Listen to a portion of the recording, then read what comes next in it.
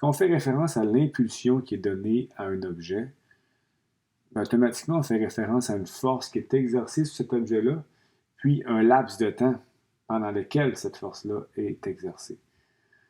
Donc, par exemple, si j'ai un objet qui tombe au sol, on gère une vitesse, bon, évidemment, qui est vers le bas.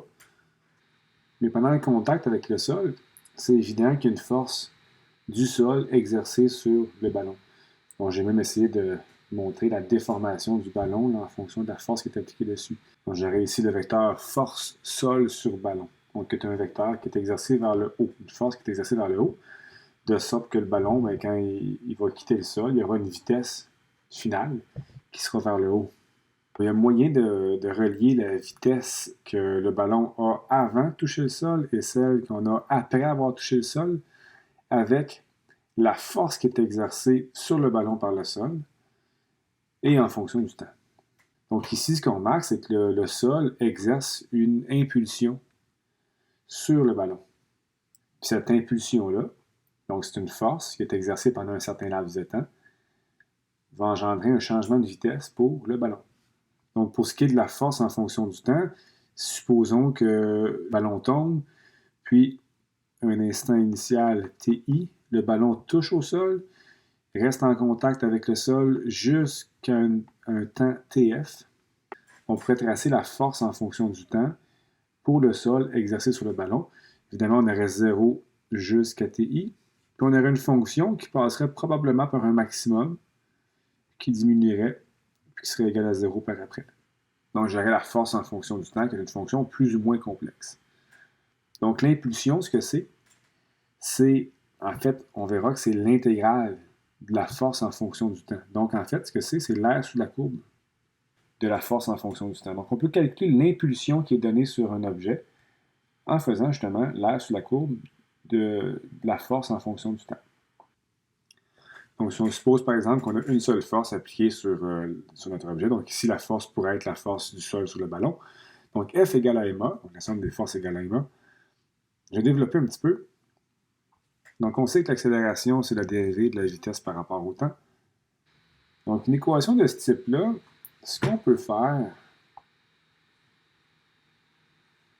pour trouver la solution, malheureusement, on n'aura pas le choix de faire une intégration. Donc, j'écris la démarche à suivre, mais évidemment, vous n'aurez pas à intégrer aucune formule, mais c'est pour vous montrer d'où vient la définition de l'impulsion. Donc, le symbole ici, c'est le symbole d'intégration. Donc, j'intègre à gauche et j'intègre à droite. Et vous verrez éventuellement que dans une intégration, on a des bornes. Donc, ça me prend un instant initial, un instant final. Mon instant initial, ça va être TI. Mon instant final, TF. On sait qu'à TI, j'ai une vitesse qui est VI. Puis à TF, j'ai une vitesse qui est VF. Donc, en fait, ici, là, c'est juste question de cohérence. C'est-à-dire que d'un côté, j'intègre par rapport au temps. De l'autre côté, à droite, par rapport à la vitesse. Donc, l'important, c'est de relier l'instant initial et l'instant final. Donc, VI pour TI, puis VF pour TF. Mais toujours est-il que la masse, dans le terme de droite, est une constante, donc je peux la sortir de l'intégrale. Si j'intègre la vitesse, donc l'intégrale de dV, autant que la dérivée de V, ça serait dV, mais l'intégrale de dV, ça va être V. Mais je dois, avec les bornes, évaluer de VI à VF. Donc, ce que ça me donne comme réponse, c'est MVF moins VI. J'arrive donc à une relation entre justement l'intégrale de f dt, qui est en fait l'aire sous la courbe de la fonction f dt, donc l'impulsion, et le terme m fois v porte le nom de quantité de mouvement. Et tout ça, figurez-vous donc que c'est vectoriel. Donc évidemment, la force est appliquée dans le sens de l'accélération. Donc autant la force que la vitesse a une direction. Je peux donc en dire de même pour l'impulsion et pour les quantités de mouvement. Donc l'impulsion est donc définie comme l'aire sous la courbe du graphique de la force en fonction du temps, entre le moment initial où le contact débute et le temps final où le contact se termine. Les unités sont des newtons fois seconde ou encore des kilogrammes fois des mètres par seconde si on remplace les newtons par son équivalent. Pensez à l'aire sous la courbe. Et la quantité de mouvement est définie comme le produit de la masse fois sa vitesse. Et la quantité de mouvement pointe dans la même direction que la vitesse. Donc, il y a des vecteurs qui sont parallèles. Donc, si on prend l'équation du haut, avec ces nouvelles définitions-là, on peut l'écrire de façon beaucoup plus compacte. Donc, l'impulsion se trouve à être la variation de la quantité de mouvement. Ou encore, plus simplement, J égale à delta P. Donc, dans le cas du ballon de tantôt, le ballon frappe le sol. Donc, le sol va effectuer une impulsion sur le ballon qui va induire un changement de quantité de mouvement, donc un changement de vitesse. Donc, cette équation-là, ça provient de la deuxième loi de Newton. Alors, pour bien comprendre les notions d'impulsion et de quantité de mouvement, mon exemple ici, c'est par rapport à un test de collision. J'ai une voiture test, avec des mannequins à l'intérieur, il n'y a personne là-dedans. Une vitesse, VI, vers la droite, vers un mur. Il y aura une collision sur le mur, donc on va avoir une collision, l'auto va se déformer. Donc après la collision, l'auto ou le restant d'auto, finalement, a une vitesse VF vers la gauche. On a plusieurs données ici. Donc la masse de l'auto, 1500 kg. La vitesse initiale, le module, 15 mètres par seconde. Vitesse finale, module 2,6. Et le temps de collision est de 0,15 secondes.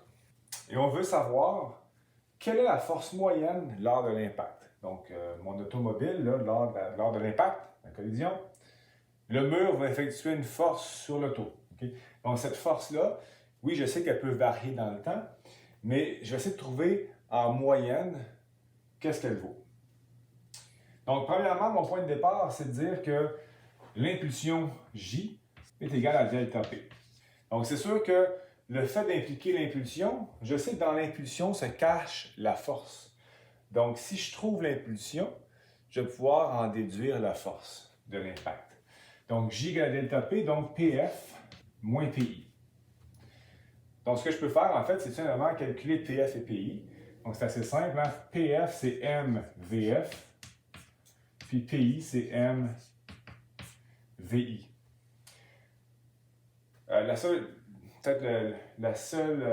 seul piège ici, il faut faire attention parce que les vitesses sont vectorielles. L'impulsion est vectorielle. Donc, on ne peut pas simplement dire que VF, c'est 2,6 puis VI, c'est 15. Il faut tenir compte du sens. Donc, pour moi, VF serait de moins 2,6 et VI serait de plus 15. Donc, je mets la masse en évidence, 1500 kg, VF moins 2,6 I, VI 15 I. Donc, finalement, moins 2,6, moins 15, moins 17,6. Ce qui me donne une impulsion de moins 2,64, faut dire à 4 I kg mètre par seconde. Donc, ça, c'est l'impulsion que le mur donne à l'automobile. Maintenant, cette impulsion-là, donc on le voit que le calcul, c'est PF moins PI, tout simplement. Cette impulsion-là, je peux la relier à la force lors de l'impact. Donc, il ne faut pas oublier que l'impulsion est définie comme l'air sous la courbe de F en fonction du temps. Donc, tu sais, là, si je prends F en fonction du temps, TI est ici, TF est là. Donc, on a vu que lors de la collision, c'est sûr qu'on va avoir une fonction qui passe par un maximum. Donc, c'est sûr que moi, connaître la fonction, là, j'ai aucune idée c'est quoi cette fonction-là. C'est sûr que je vais avoir un pic à un moment donné. Mais si je m'intéresse à la valeur moyenne, si je veux avoir la valeur moyenne, ce que je peux faire, dans le fond, ça serait de trouver la valeur, F moyen, de telle sorte que l'air sous la courbe de mon rectangle vaut la même air sous la courbe que la force réelle. Mais pour ça, en réalité, ce que je vais faire, c'est que je vais vérifier, je vais dire, une impulsion de cette valeur-là, quelle serait la force constante qui me donnerait ça? Donc, je vais considérer la force étant comme une constante ici. Vous allez voir, en fait, l'impulsion, l'air sous la courbe ici, c'est la force fois delta T, carrément. Si vous voulez trouver la force moyenne lors d'une collision, la formule devient tout simplement F moyen fois delta T. Donc là, je sais que la collision dure 0,15 secondes, puis je sais que l'impulsion, c'est moins 2,64, faut dire à 4 kg mètre par seconde. Donc, si je veux avoir la force moyenne, maintenant, ce que je vais devoir faire, c'est tout simplement diviser par delta T chaque côté. Donc, finalement, c'est de prendre la valeur de J divisé par 0,15. Tout simplement. Okay, je retrouve bien des kilogrammes mètres par seconde carré, donc des newtons. Et voilà, la force moyenne lors de l'impact. Donc, quantité de mouvement, mv, vectoriel, on fait attention, puis impulsion, l'air sous la courbe. Quand on cherche une force constante, c'est le produit de la force fois delta t tout simplement.